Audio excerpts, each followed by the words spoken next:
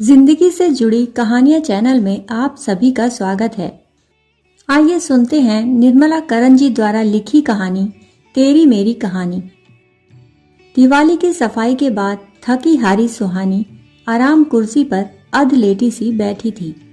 तभी गेट खोलकर दफ्तर का चपरासी रामविलास दाखिल हुआ।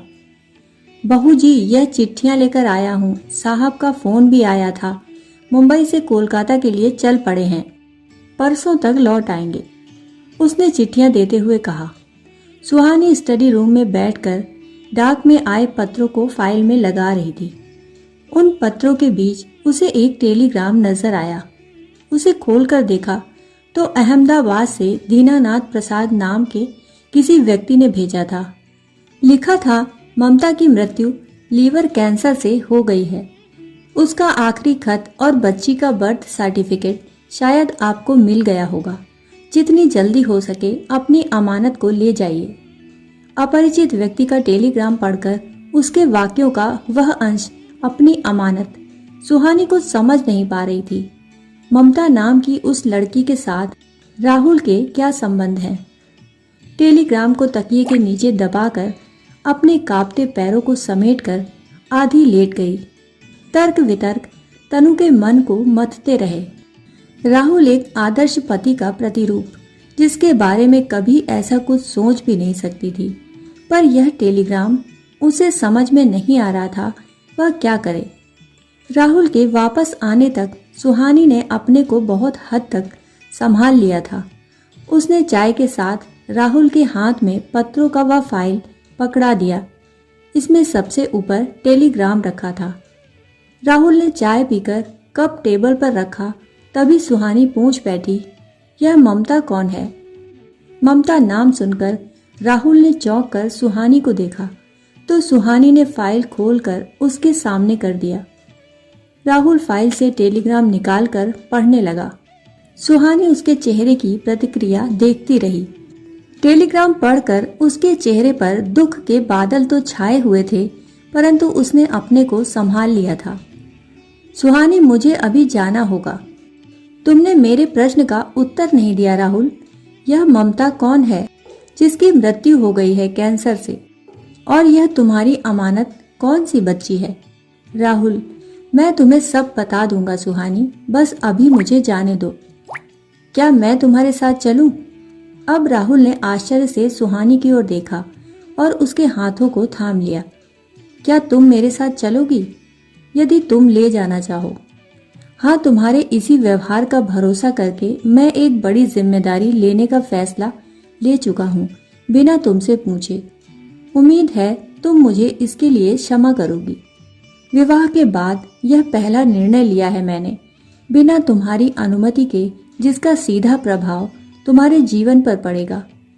तुम कपड़े बदल कर फ्रेश हो लो, तब तक मैं निकलने की तैयारी कर लेती हूँ। अधिक कुछ करने की आवश्यकता नहीं है, बस हम दोनों के एक एक सेट कपड़े रख लो और कुछ पैसे रख लेना। राहुल बाथरूम से स्नान कर निकला और सुहानी के द्वारा उसके लिए निकाल कर रखे गए कपड़े पहनकर तैयार हो गया और दोनों निकल पड़े। गाड़ी में राहुल के कंधे पर अपने हाथ को रखे सुहानी बिल्कुल खामोश थी, परंतु वह हाथ ही राहुल को बड़ा संबल दे रहे थे। गाड़ी ड्राइव करते हुए राहुल ने मौन भंग किया। सुहानी, तुम जानना नहीं चाहोगी ममता कौन है? हाँ, मैं जानना चाहती हूँ, तभी तो तुम्हारे आते ही पूछा था, परंतु यदि तुम स्वेच्छा से बताना चाहोगे तब। मेरी पत्नी होने के नाते मेरे जीवन से संबंधित हर बात जानना तुम्हारा अधिकार है सुहानी, परंतु विवाह के बाद हमने एक दूसरे को किसी काम के लिए मजबूर नहीं किया, लेकिन अपने जीवन से संबंधित कोई भी महत्वपूर्ण घटना हमने एक दूसरे से छिपाया नहीं।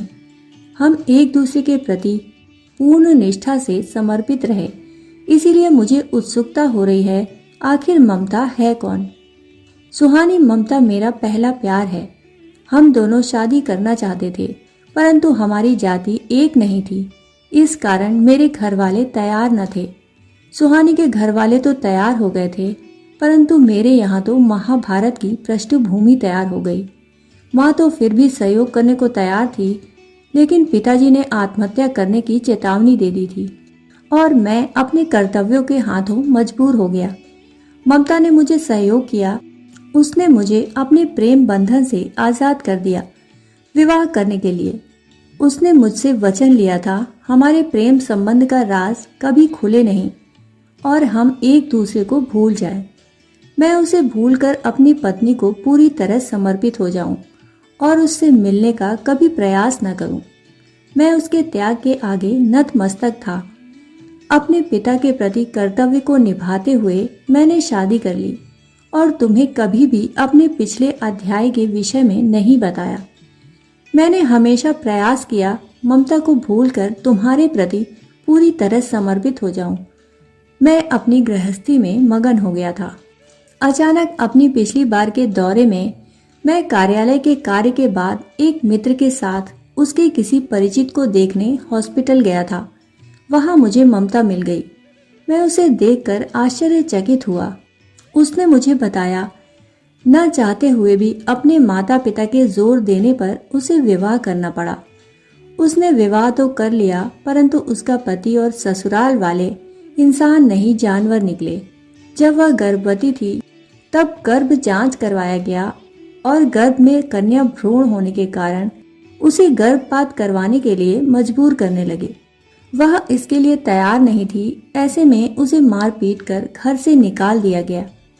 मायके में भी उसके माता पिता की मृत्यु हो गई थी और भाइयों की ओर से उसे कोई सहयोग नहीं मिला।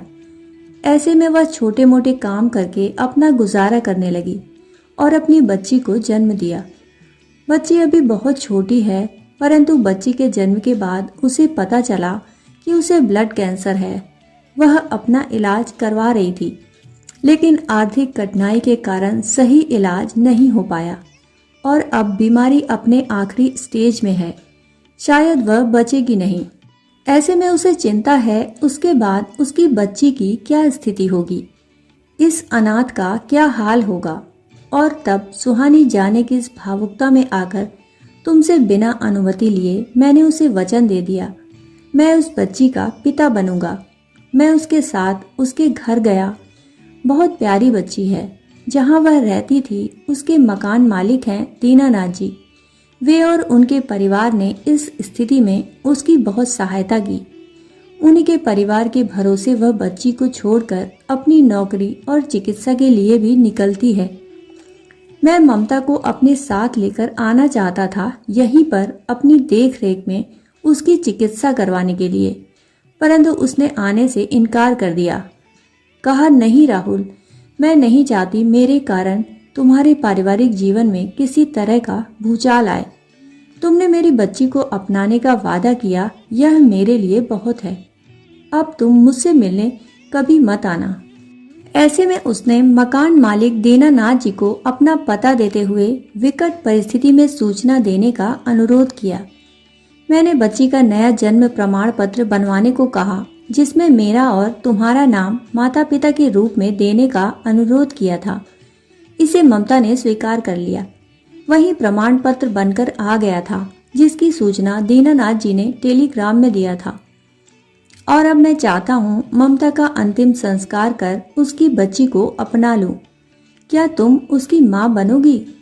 तुमसे बिना अनुमति लिए ही मैंने तुम्हारा नाम उसके जन्म प्रमाण पत्र में माँ के रूप में लिखवा दिया। सुहानी ने गाड़ी के स्टीयरिंग पर रखे उसके हाथ पर अपने हाथों को मजबूती के साथ रख दिया। मुझे गर्व है तुम पर, तुम्हारी पत्नी होने के कारण अपने पर भी। किसी भी यज्ञ में पति पत्नी साथ मिलकर ही आहुति देते हैं, भला मैं तुम्हारा साथ कैसे नहीं दूंगी। अभी आप सुन रहे थे निर्मला करण जी द्वारा लिखी कहानी तेरी मेरी कहानी।